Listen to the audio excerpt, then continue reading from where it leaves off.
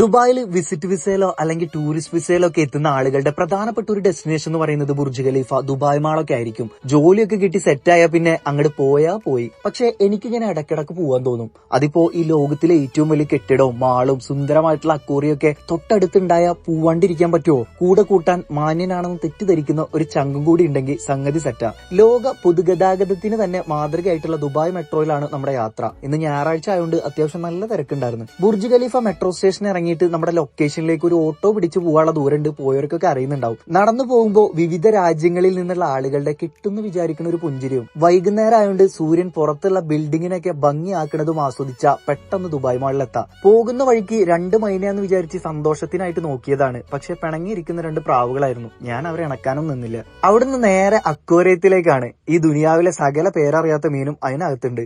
ആ കൂട്ടം കൂടി നിൽക്കുന്നതാണ് മുള്ളന്റെ ടീം. അങ്ങനെ ടീമായി നടക്കുന്ന അയില, മത്തി, ചൂര, കണവ, പുതിയാപ്പിളക്കോര വരെ ഉണ്ട് എന്നാണ് ഞാൻ വിചാരിക്കുന്നത്. അവിടുന്ന് പുറത്തിറങ്ങിയ 828 മീറ്റർ നീളമുള്ള ആകാശത്തെ ചുംബിച്ച് നിൽക്കുന്ന ബുർജ് ഖലീഫ കാണാം. ഇത് മാത്രമല്ല കേട്ടോ, വേറെ 6 റെക്കോർഡും ഈ മച്ചാന്റെ പേരിലാണ്. ഏറ്റവും വലിയ free standing structure, highest number of floors, ഏറ്റവും വലിയ എലിവേറ്റർ, അങ്ങനെ നീണ്ടു കിടക്കാണ് ബുർജ് ഖലീഫയുടെ റെക്കോർഡുകളുടെ എണ്ണം. 1 ലക്ഷം ആനകളുടെ ഭാരത്തിന് തുല്യമായിട്ടുള്ള 3,30,000 ക്യൂബിക് മീറ്റർ കോൺക്രീറ്റ് കൊണ്ടാണ് ഇത് ഉണ്ടാക്കിയത് എന്നാണ് പറയുന്നത്.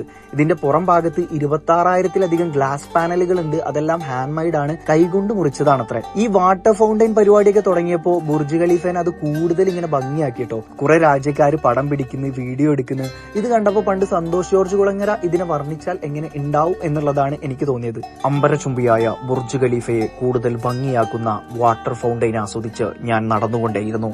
അവിടെ വെച്ചാണ് സ്പൾബർ എന്ന എന്റെ സുഹൃത്തിനെ ഞാൻ കണ്ടുമുട്ടുന്നത്. ആ തലയെടുപ്പ് അങ്ങനെ ആസ്വദിച്ച് നിന്നാ മതി. സ്പൾബറിനെ ഒന്നും ഇവിടെ കണ്ടില്ല. ഇരുട്ട് വീണാ പിന്നെ ബുർജ് ഖലീഫിനെ സാക്ഷിയാക്കി ഒരു സ്ലോ മോഷൻ നടത്താം. അത് നിർബന്ധ.